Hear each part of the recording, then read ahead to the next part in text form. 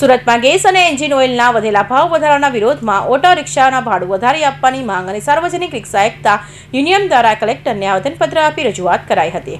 સુરત કલેક્ટરને સાર્વજનિક રિક્ષા એકતા યુનિયન દ્વારા આવેદનપત્ર અપાયું હતું અને જણાવ્યું હતું કે હાલમાં ગેસના અને એન્જિન ઓઇલ ભાવમાં વધારો કરાયો છે. જો કે તેમ છતાં રિક્ષાના ભાડામાં વધારો કરાયો ન હોય, જેથી રિક્ષા ચાલકોની કારની મોંઘવારીમાં 2 ટનનો રોટલો પણ માંડ મળી રહ્યો છે.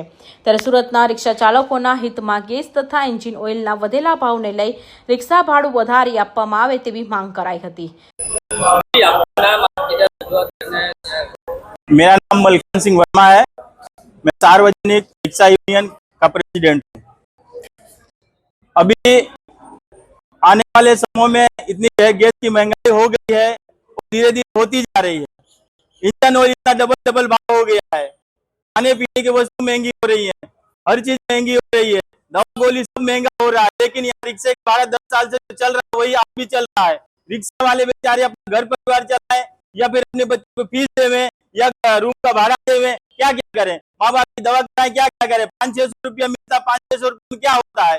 इसके लिए हम प्रशासन से मांग करते हैं कि हमारे हर यूनिट की तरफ से 5-5 रुपया भाड़ा बढ़ाया जाए। ये हमारी सरकार से मांग है।